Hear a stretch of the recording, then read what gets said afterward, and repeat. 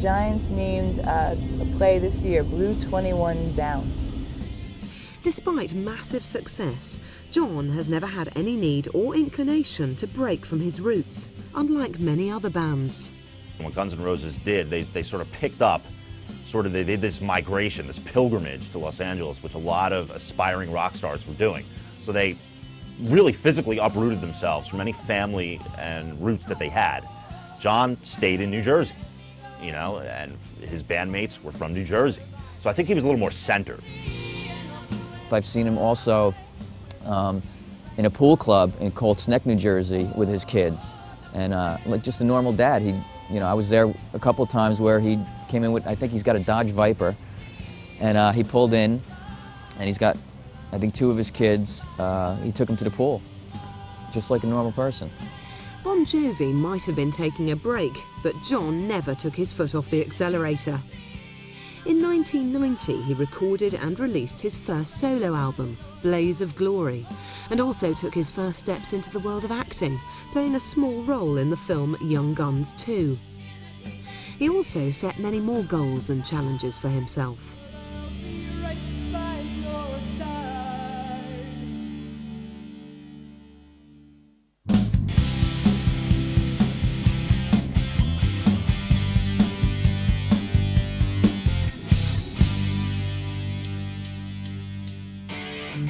John's solo work has a similar sound to Bon Jovi records, and many people say Bon Jovi when speaking only about John.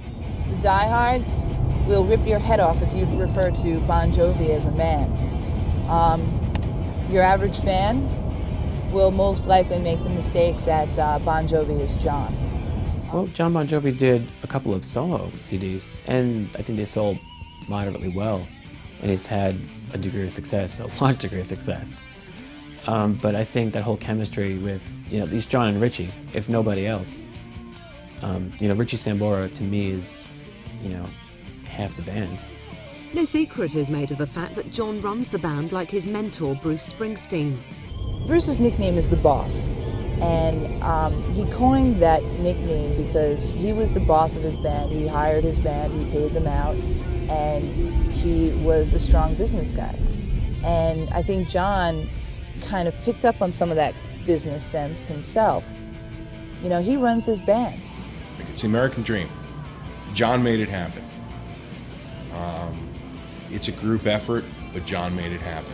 John understands grassroots promotion. He understands it, and he lives it daily. He's really key in making a lot of his management decisions. A lot of that goes back to when him and Doc parted ways and Bon Jovi management was formed. In the early 90s, there were some dramatic changes behind the scenes. John decided to fire the band's manager, Doc McGee, and set up Bon Jovi management. In 1994, he fired bass guitarist Alec John Such. This role was never fully replaced, and even though Hugh MacDonald plays on every record and at every live show, he is not considered a full band member. John makes the tough decisions for Bon Jovi, but this arrangement works. The rest of the band clearly don't resent his control, and all are very close, both professionally and personally. That band is definitely a family. You can see, how well they get along, and mutual respect and mutual love that they have for each other. It's just like a bunch of fucking kids at camp. That's all it really is. It's nothing more than that. Well, they're all a lot of fun. John is very intense, and he has a lot of questions. Richie's a lot of fun, but he likes to move very quickly, and he likes things to just move very smoothly.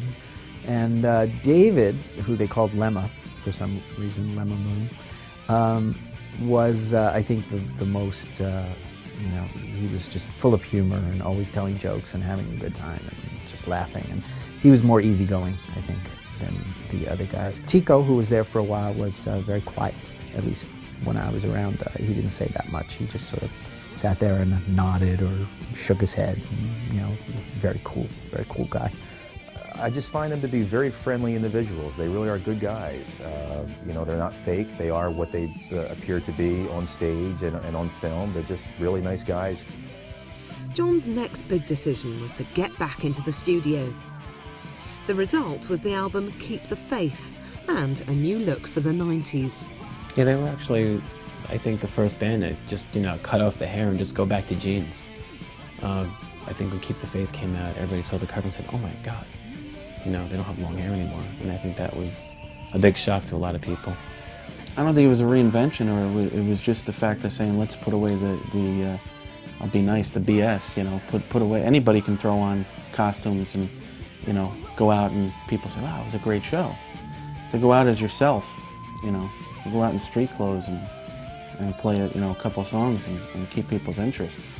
You got to do, you got to change with it and roll with it, and a lot of people don't do it right, and I think he's done it right. After surviving the grunge movement in the early 90s, John continued working in movies and creating solo albums, as did fellow band members Richie and Tico. At the end of the 90s, John decided to bring the band back together to start work on their 10th studio album. This time, they knew there was a lot at stake. But I sensed that there was a lot of pressure to, really make something big, because this was a chance to really come back into the limelight. He succeeded. He did a very good job.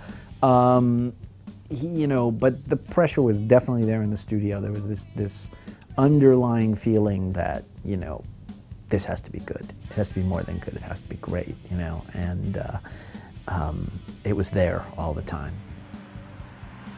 During the grunge era, when alternative rock really began to take off, John Bon really just didn't seem current at that point or relevant anymore. He, for whatever reason, was not speaking to the audience the way the audience was being spoken to by Kurt Cobain and Eddie Vedder and the like. Remarkably enough, 5-6 years later, he came right back. And I believe It's My Life was the one that really sort of brought him back in full force, and now he's pretty much right back where he was, and that's on top. I wouldn't call it a democracy, but on the other hand, there was a lot of discourse, there was a lot of discussion. I think it was pretty clear that John was the boss. He was making all the major decisions in terms of how things happened, how things went. Once again, John was spot on. Crush has sold over 7 million copies and produced the hit It's My Life. It also gave the band their first 2 Grammy nominations. Fortunately for us, in the case of this record, it's a very successful record. We're lucky.